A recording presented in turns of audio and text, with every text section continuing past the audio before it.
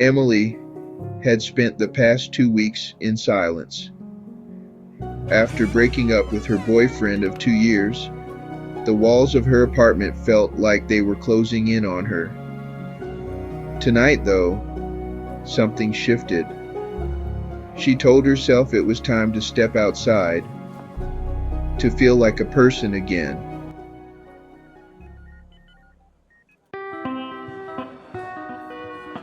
The bar wasn't packed, but it was alive enough to feel comforting. She ordered a drink, hoping to blend into the atmosphere. He appeared out of nowhere, sliding into the stool next to her. "Mind if I join you?" he asked, flashing an easy smile. The conversation was effortless, almost too easy.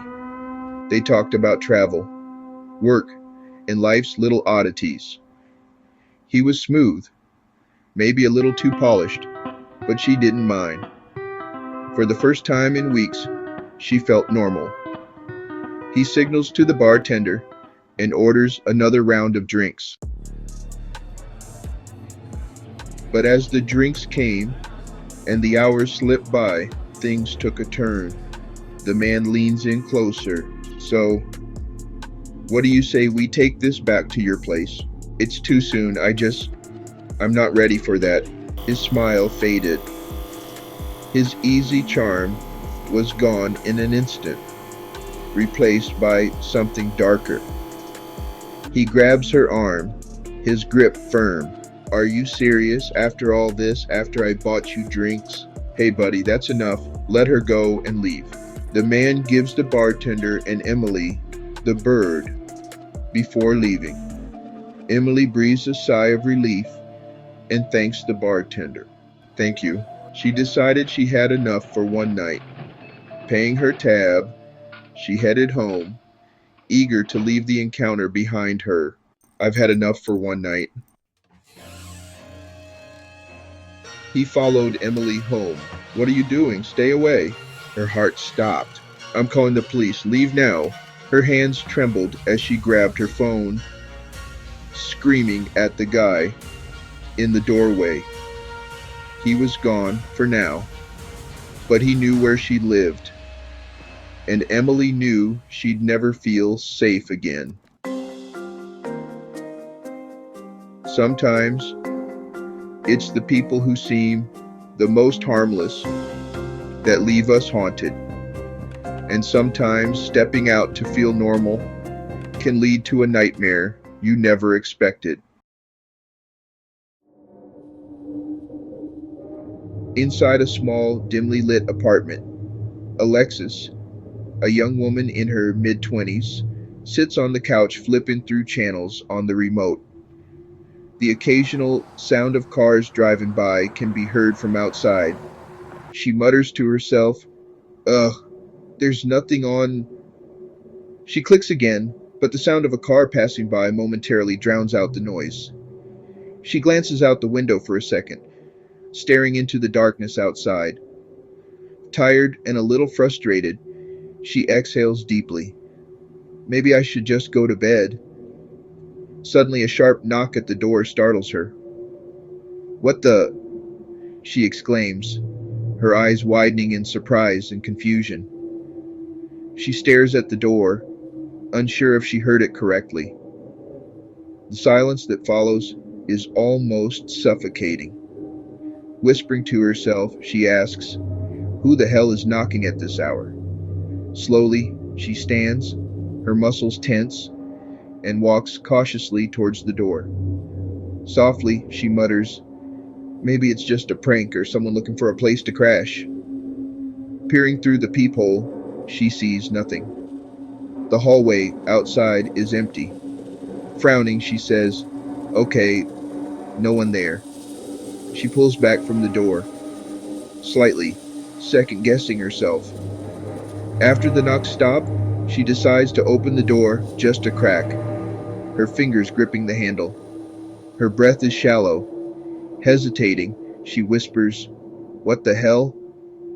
As the door opens, she is met with a dark figure standing just outside. Their face is obscured by shadows, making it impossible to tell who or what it is. The figure doesn't move.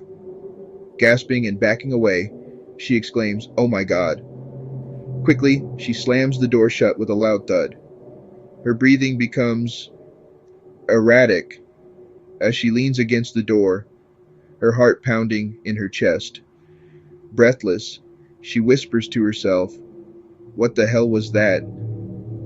Pressing her ear against the door, she listens for any movement or sound from the other side, but there's nothing, just silence. Trying to stay calm, she mutters, "It's probably nothing. Maybe someone just knocked on the wrong door. Or maybe it's just the wind." Her hands tremble as she grips the edge of the door, but she doesn't move. Slowly, she pulls away, walking backward into the living room, her eyes never leaving the door. To herself, her voice shaky, she says, "I need to calm down. It's probably nothing." She takes a deep breath, trying to collect herself, but the unease doesn't fade. She glances back at the door. No one is visible. Silence. Alexis, standing in the middle of the living room, stares at the door. Her eyes dart to the window. The light outside seems dimmer now, like it's growing later into the night. Barely whispering to herself, she asks, "What do I do?" Cautiously, she steps toward the window, pulling the curtains back just enough to peek outside. Her face is tense, her expression focused. She checks the street but sees nothing. No one in sight. A soft, distant sound of something scraping against metal makes her jump slightly, her breath hitching. Quickly, she closes the curtain and turns back to the door, feeling the weight of the darkness in the apartment grow heavier around her. Desperate, she mutters, "This can't be happening. This can't be real." Her eyes flick to the phone on the coffee table. It's just out of reach. She debates calling someone, but she doesn't trust her voice enough to speak clearly. Her mind races. The door. The figure is gone, but the atmosphere is charged with an unsettling energy. Alexis stands confused and unsure of what to do next. Shaky breath, she whispers, "What do you want from me?" There's a long pause. The silence seems to stretch on forever. Then a soft knock at the door again, a slow, deliberate sound.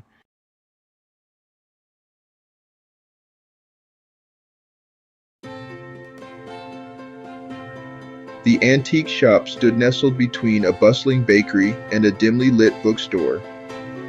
Its dusty windows displayed peculiar items, whispering tales of forgotten times. The faint scent of mildew hung in the air, sending shivers down your spine. It beckoned you in, promising secrets hidden beneath layers of dust. A young girl named Miya felt the pull of the shop as she walked past. Her hand reached out to touch the cold glass.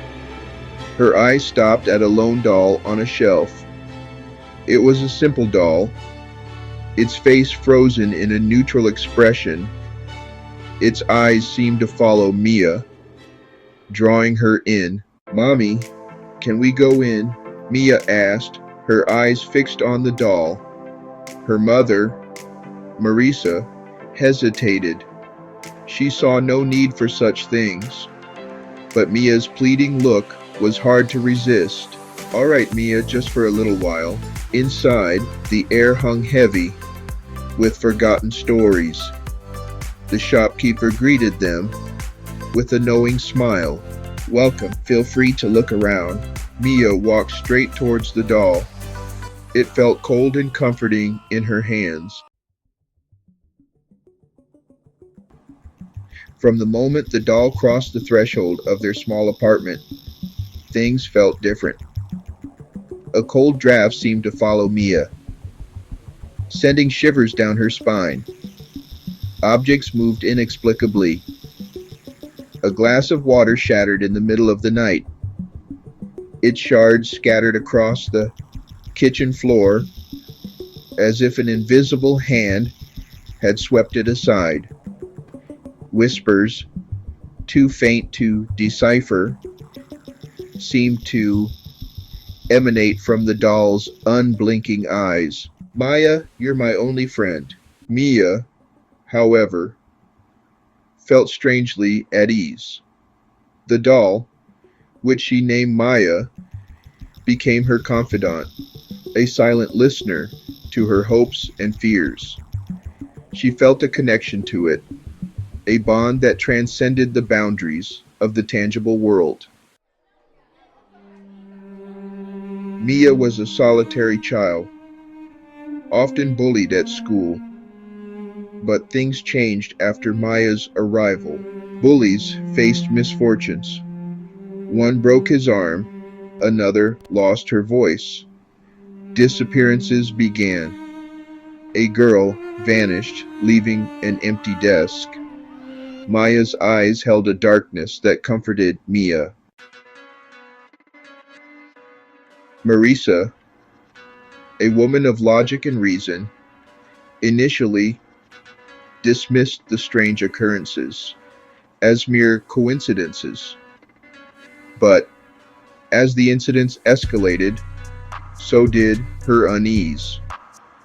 The fear that had been a whisper in the back of her mind grew into a deafening roar. Miya, are you all right? You seem different. She saw the changes in Miya, the way her daughter's eyes seemed to hold a newfound darkness, a chilling wisdom beyond her years.